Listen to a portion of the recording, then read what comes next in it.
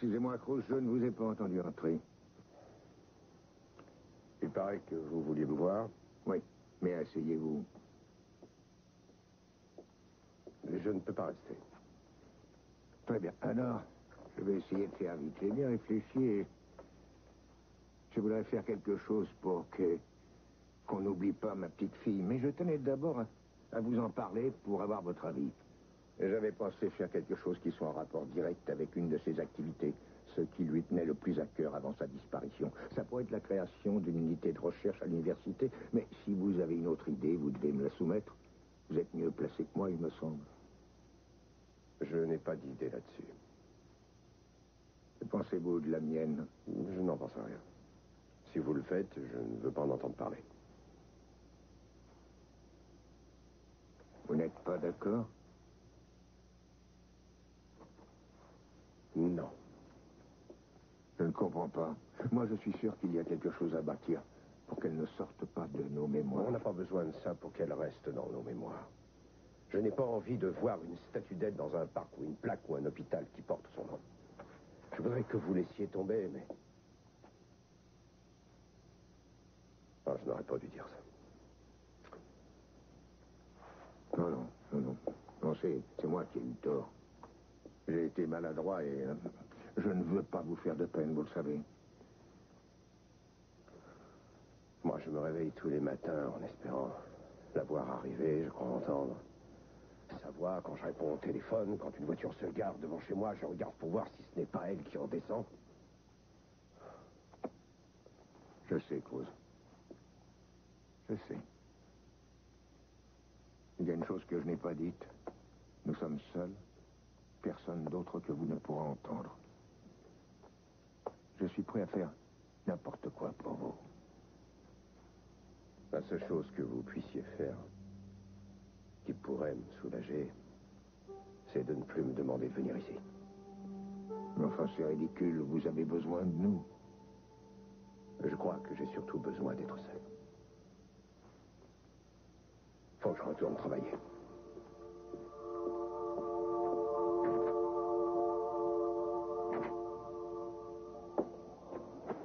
Vous êtes découragé, mais ça va revenir. Comment vous le savez? Je le sais, c'est tout. Vous n'êtes pas médecin et encore moins devin. Non, mais j'ai déjà soigné pas mal de monde par le passé. J'ai entendu quand le médecin a parlé de moi à l'hôpital. Il disait le contraire. Il a dit n'importe quoi. Les médecins sont des gens qui délirent tout le temps, alors c'est ça. Quand j'affirme des choses, ce n'est pas à la légère. Où est le médecin? Il a fait quoi pour vous? Dites-le-moi. Alors qu'à mes côtés, je vous promets que vous allez Vous guérir. n'en savez rien, vous dites ça pour m'impressionner. La vérité ne peut venir que par votre volonté et l'envie que vous aurez de vous battre. J'ai réussi à me persuader que ce que vous avez dit était vrai. Que vous avez bien aidé des personnes plus atteintes que moi. J'y ai cru parce que je voulais m'en convaincre. Vous ne devez pas y croire pour cette raison. Vous devez y croire parce que c'est la vérité. J'ai vu tellement de gars gravement blessés. Ils revenaient dans des états qu'on ne peut pas imaginer. Certains auraient préféré crever. Seule issue pour soulager leur souffrance. Et tout à coup, j'ai vu ces hommes reprendre espoir.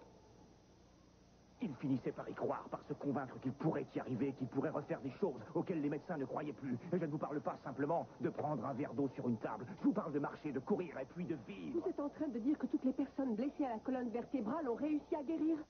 Il n'y en a pas quelques-unes qui n'ont jamais pu retrouver toutes leurs fonctions vitales, même avec de la volonté, même avec beaucoup d'aide. Où est la vérité? Je ne vais pas vous mentir, il n'y a aucune garantie. Mais il y a une chose dont je suis sûr, c'est que tant qu'on se bat, tout espoir est permis. Je sais ce que je dis. Quand j'ai pris la décision de vous secourir, c'était parce que je voulais vous voir revivre, et non pas vous voir abandonné sans vous être battu. Il est temps de vous rendre compte que... Vous m'avez secouru? Quoi, comment ça? Vous dites que vous avez décidé de m'aider? Comme si vous aviez dû peser le pour et le contre, ou que vous aviez pu y penser avant de me ramener ici. Vous avez le don de changer de sujet de conversation. Je n'ai plus envie de vous écouter vous plaindre. Ça tombe bien parce que j'ai mieux à faire.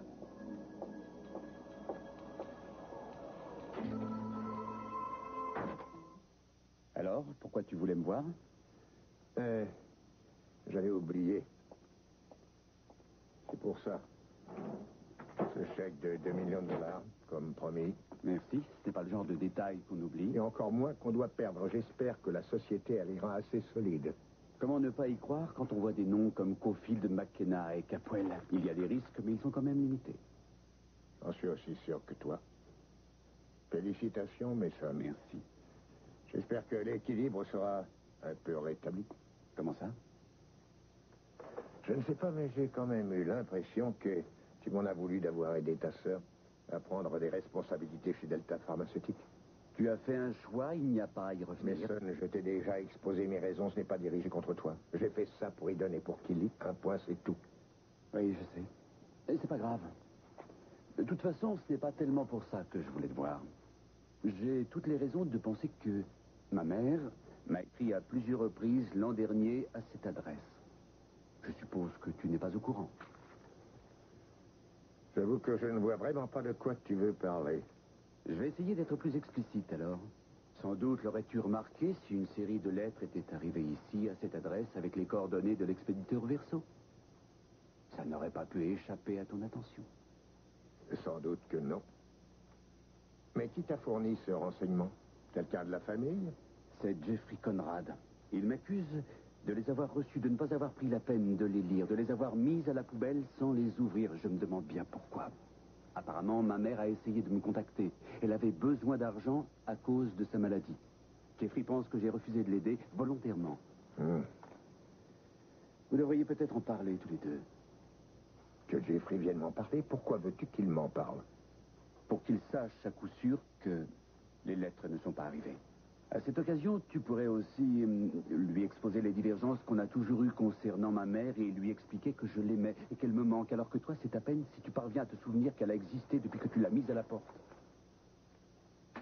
Ne recommence pas avec ça. Papa, comment se fait-il que discuter du passé soit quelque chose qui te rende mal à l'aise? Ou alors c'est que certaines vérités sont dures à entendre? Mason, tu ne réussiras pas à m'emmener sur ce terrain. Mais si tu veux parler des lettres, je vais te donner mon opinion. Comment peut-on être sûr que ta mère, que Pamela, a bien envoyé ces lettres? Après tout, on a simplement la parole de Jeffrey. Ouais, mais reconnais que ce serait idiot de sa part d'avoir inventé une chose pareille. Et puis d'ailleurs, Jeffrey n'aurait rien à gagner, bien au contraire. Je suis sûr que les lettres ont bien été envoyées. La question est de savoir ce qu'elles sont devenues. Je n'en ai aucune idée. Et malgré tout ce que tu as dit à propos de mes rapports difficiles avec ta mère, je suis désolé de ce qui s'est passé après le divorce. Ni toi ni moi ne pouvons refaire le passé. Mais si j'avais su qu'elle avait des problèmes et qu'elle avait besoin d'argent, j'aurais agi en conséquence. Très bien. Je vais essayer de me contenter de ça pour l'instant.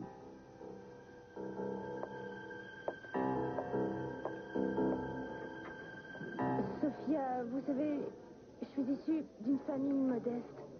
Le moins qu'on puisse dire, c'est que ça n'a pas été facile.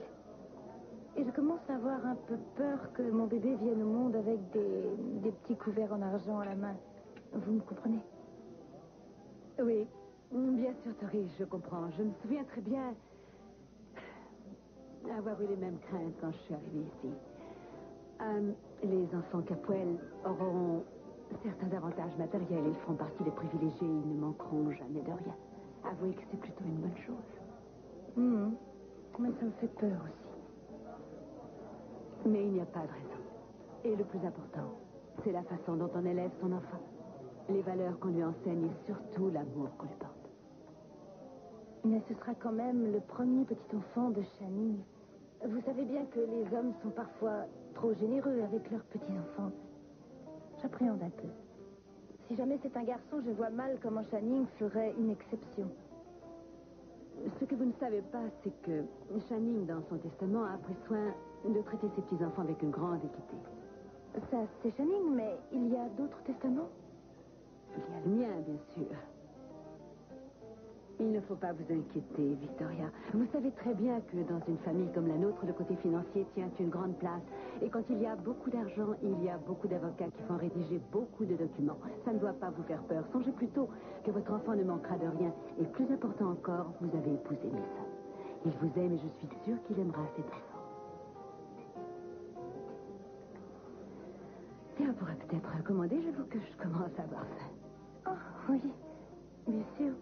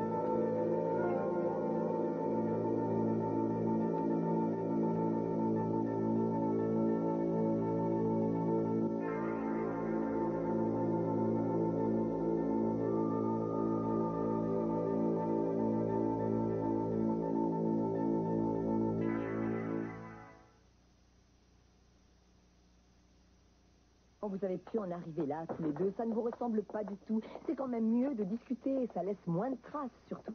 D'habitude, je suis contre toute violence, Kelly, mais ce n'est pas ma faute si Jeffrey n'est pas capable de se contrôler. Je suis sûre qu'à sa place, tu aurais réagi comme lui.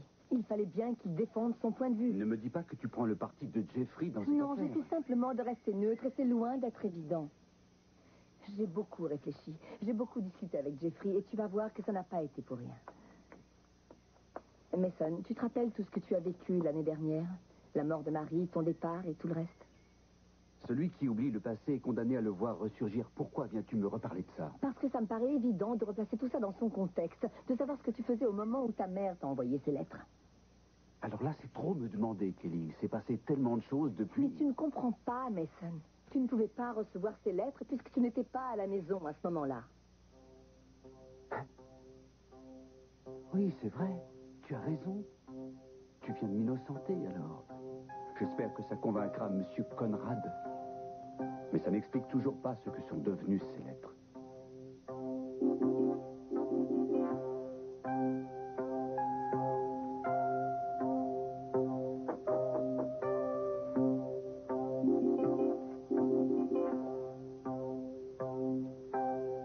Oui, une minute.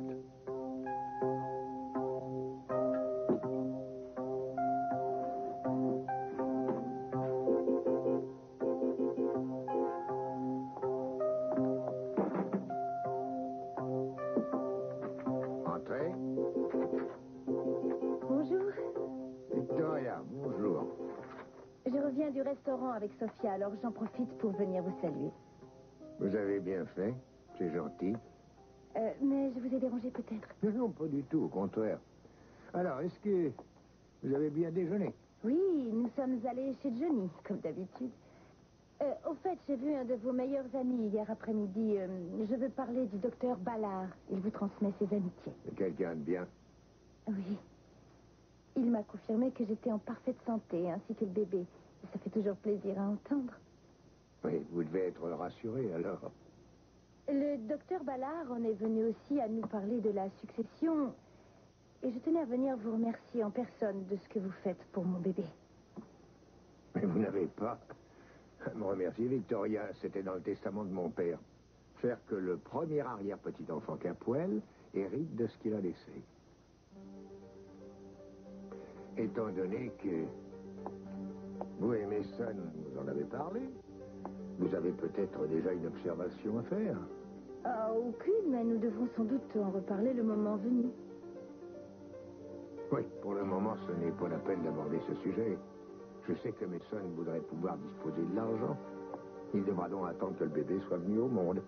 Mais il reste encore la condition principale, qui est que ce bébé soit un garçon. Oh, je sais.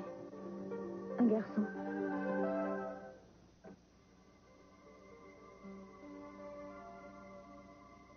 Kane, Oui? je ne peux pas m'empêcher de penser à ma famille. Je sais que vous ne voulez pas que je parte, mais vous devez faire quelque chose.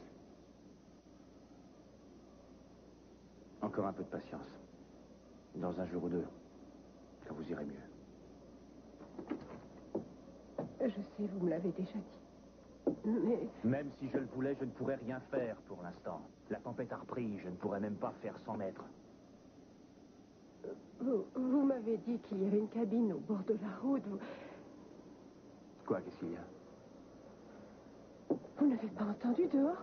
C'est un engin de déneigement, il vient par ici. Vous devriez aller dehors pour les appeler. Allez-y, Kane. Je vous en prie, ça doit être sûrement quelqu'un de ma famille. Vous devez essayer.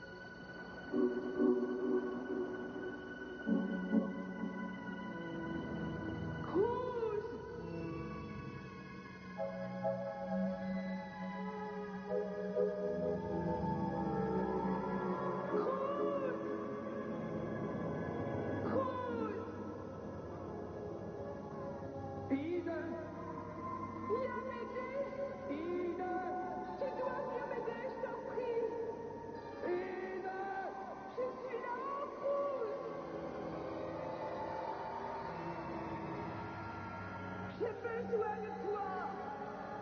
Eden, pourquoi tu viens pas?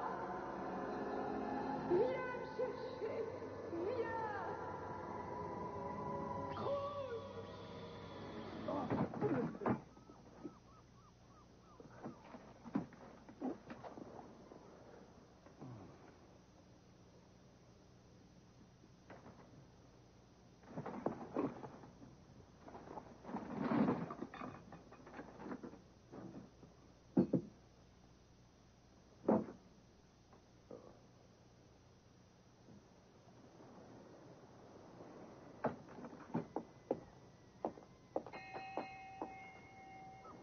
Allez-vous-en!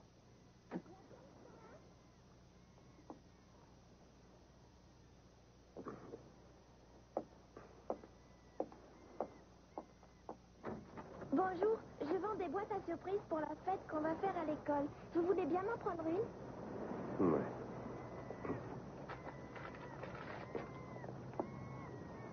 Et... c'est combien?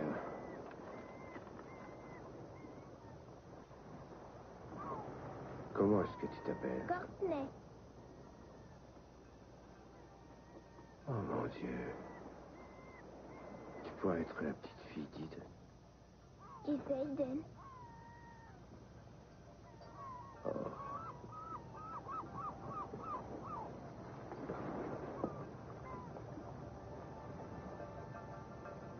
Tu as des cheveux magnifiques, Courtney.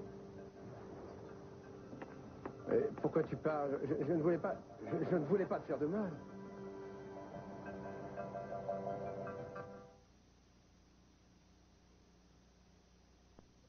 Merci. Je vais essayer de me plonger dans la lecture. Ça me permettra de ne pas trop penser. Merci encore, Miss. Oui, mais avant, je voudrais savoir quelque chose. Je voudrais avoir ton opinion sur le fait que mon père soutienne Kelly et envisage de la propulser à la tête des entreprises Capwell. Je vais être très franche avec toi. Je ne sais pas du tout. Je n'ai pas d'opinion bien arrêtée. Je veux peut-être te décevoir, mais je crois que je ne pourrai jamais m'y opposer parce que son travail chez Delta Pharmaceutique a l'air de lui plaire. Mais ça, depuis le temps qu'elle se pose des questions sur son avenir, je ne vois pas comment je pourrais aller contre sa volonté. Je savais que tu approuverais. Non, une minute. Ce n'est pas parce que Kelly est mon enfant et que tu ne l'es pas. Je suis de ton côté. Je serais prête à t'épauler si tu devais avoir un rôle plus important au sein de nos entreprises. Et je serais même prête à te soutenir contre l'avis de ton père. Qui te dit que ça m'intéresse? Encore une petite chose et je te laisse. Tu n'aurais pas entendu parler de lettres que ma mère m'aurait envoyées ici l'année dernière? Non, je devrais. C'est bizarre que personne ne soit au courant. C'était seulement pour savoir. Alors, je te laisse avec Henry James. Oui. Si je vois ton père, je lui dirai que tu es là. Merci.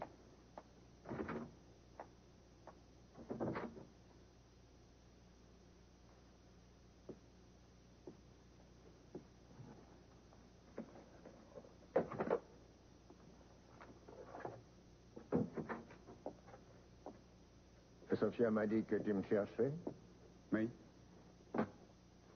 Ce n'est pas sans une certaine émotion que je te rends ceci. C'est ton chèque de 2 millions. Ils n'en ont pas voulu. Pourquoi? Il n'y a pas assez sur mon compte, peut-être. Il n'est pas négociable sans ta signature. Donne-moi ça. Merci. Heureusement que je ne l'ai pas mis dans les mains d'un de mes futurs associés. J'espère que c'est une simple erreur et non pas une tentative, même inconsciente, de me ridiculiser en Je public. ne joue pas à ces petits jeux stupides, Mason. L'inconscient n'a pas de place chez Je te toi. rappelle que je n'ai pas ma tête à moi en ce moment. J'ai oublié, ce n'est pas la peine de chercher plus loin.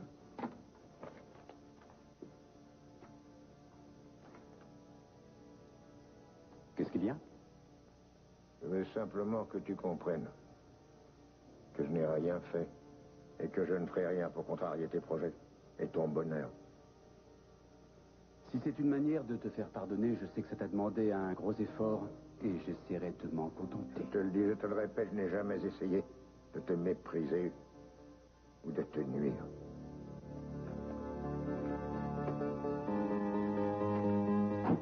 Eh ben, la journée a été bonne, on dirait. Tu as encore vendu une boîte. Non, il m'a fait peur, alors je lui ai laissé. Qui ça? Le monsieur, il m'a presque pas parlé, il m'a appelé Eden, il avait l'air bizarre. Comment ça, bizarre?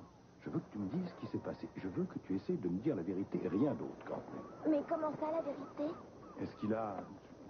Est-ce que ce monsieur t'a fait des choses? Est-ce qu'il a essayé de te toucher? Oui, il voulait que je reste, mais j'ai couru, il n'a rien pu faire.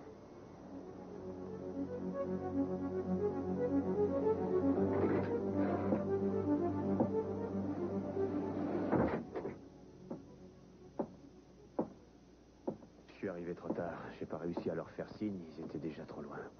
Je suis désolé. Oh non. Non. C'est mieux comme ça, Eden. Qu'est-ce que vous me dites? Vous n'êtes pas encore prête. Mais enfin, vous êtes fou de me dire ça. Je ne suis pas allongée là parce que j'en ai envie. Je suis allongée là parce que je n'ai pas le choix. Je peux pas bouger. Pour moi, ce n'est pas une raison. Vous pouvez changer les choses si vous en avez la volonté. Vous n'avez pas assez confiance.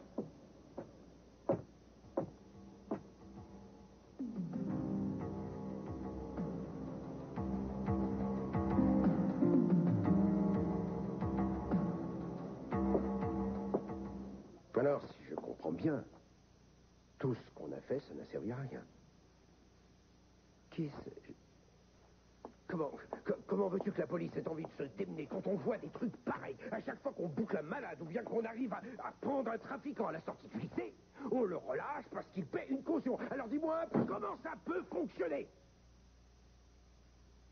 Tu sais qui tu me rappelles? Quelqu'un que j'ai rencontré il y a un bout de temps. Il n'arrêtait pas de se plaindre de la justice, après ce qui était arrivé à sa sœur. C'est vrai que c'est dur. Il y a beaucoup de choses... Attends, pourquoi? Qu'est-ce qu'il y a? Je sais que c'est dur, Cruz. Mais là, ça suffit. Il faut te faire une raison. Tu dois reprendre tes esprits et te remettre sur les rails. Il le faut. Parce que des tragédies, il y en a tous les jours. Et tu ne vas pas te détruire parce que cette fois, c'est tombé sur quelqu'un que tu aimes. Tu ne vas pas te mettre à philosopher sur mon moral ou sur mes états d'âme. Je me souviens comment tu étais après la mort de Cathy. Et comment tu es 5 ans après. Ouais. Il pourrait t'arriver la même chose. Ça devrait te servir de leçon, tu ne crois pas? Si j'ai envie de prendre une leçon, je me trouverai un meilleur professeur. Très bien. Trouve-toi quelqu'un pour te ramener. Tu n'es pas en état de marcher, encore moins de conduire. Qu'est-ce que tu racontes? Tu voudrais me dire ce que j'ai à faire maintenant? Tu es fatigué. Pour ne pas dire plus. Tout le monde le sait. Tu t'en aperçois même pas. Tu ne sais plus ce que tu fais. Tu es dangereux. Et tu sais bien que ça pourrait mal se terminer. Je suis sérieux. Bon, ce n'est pas tellement pour moi que je dis ça, mais je n'ai pas envie que quelqu'un souffre de tes erreurs.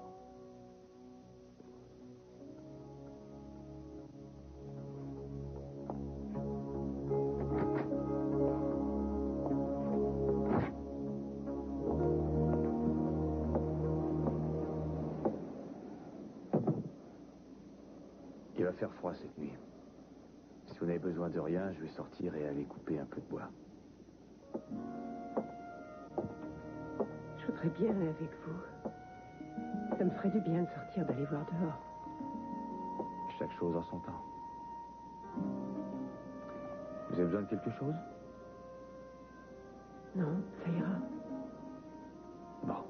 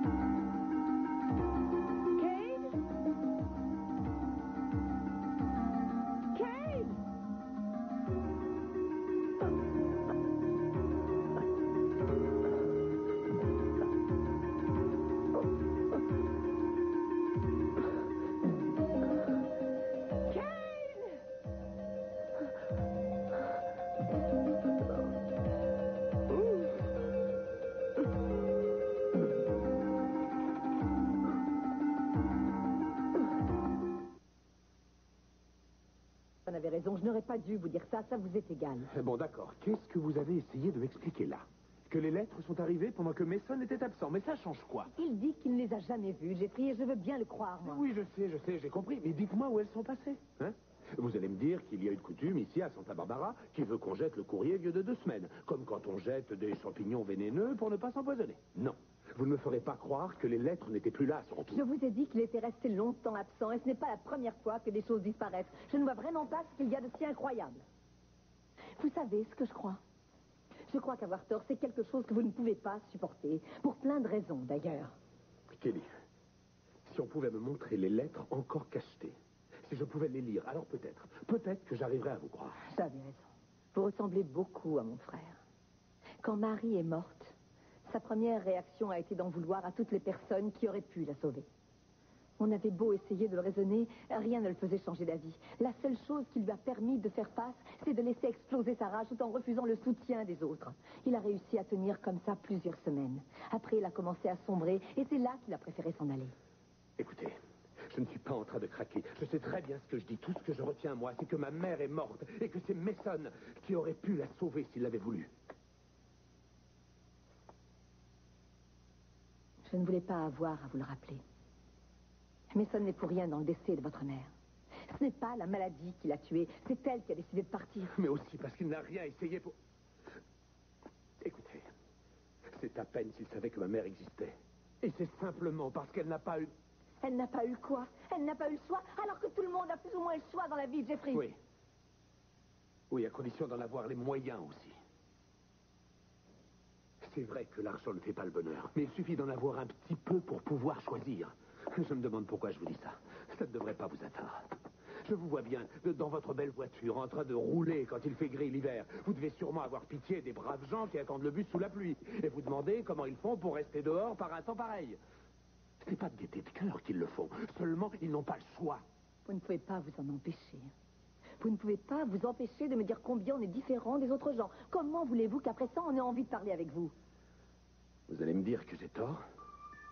Je n'ai jamais dit une chose pareille. Seulement, vous faites vraiment tout pour qu'on vous évite plutôt qu'autre chose. Vous êtes quelqu'un de bizarre, Jeffrey. Personne ne m'a jamais fait une telle impression, à l'exception de Mason, bien entendu. Et je commence à croire que ça ne changera jamais, parce que c'est vous qui n'avez pas envie que ça change.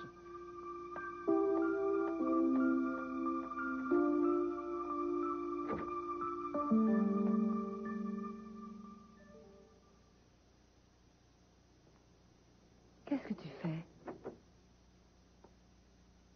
Ma chérie, approche.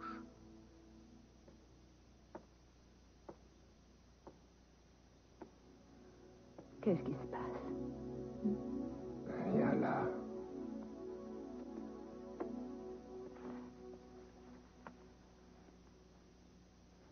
J'ai besoin de toi. Il y a plein de mauvais souvenirs qui viennent me hanter. Je me sens complètement perdu, Sophia. Chérie, je suis près de toi. Reste.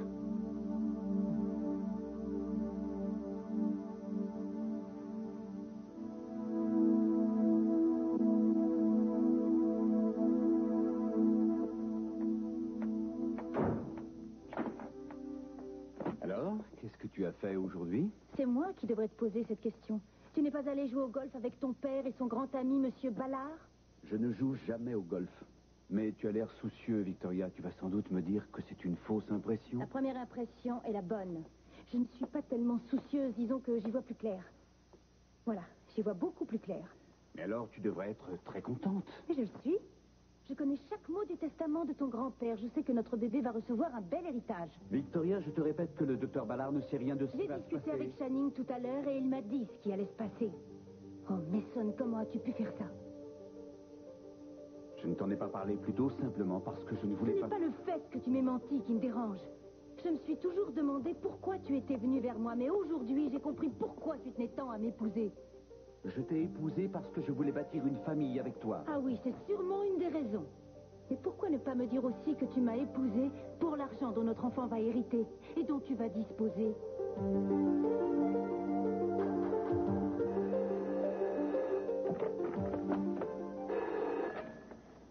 Timmons. Une agression sur une mineure? Une enfant? Ouais, c'est pour moi qui m'occupe de ça. Tu ne veux pas non plus que... Qui ça?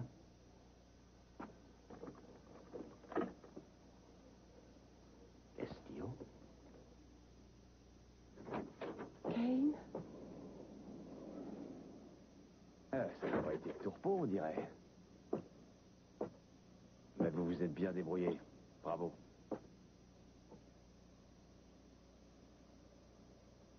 C'est vous qui avez mis le feu à cette corbeille, alors? Vous vouliez me faire passer un test? Oui, et vous avez bien réagi. Comment avez-vous pu faire une chose pareille? Ça aurait pu mal se terminer. Ah non, ne vous en faites pas pour ça. Je savais que ce n'était pas dangereux. Mais vous n'étiez pas là. Non, mais j'étais juste derrière la porte, prêt à intervenir. Je savais que vous alliez vous en sortir toute seule. Il suffisait de vous mettre en situation. J'ai eu raison.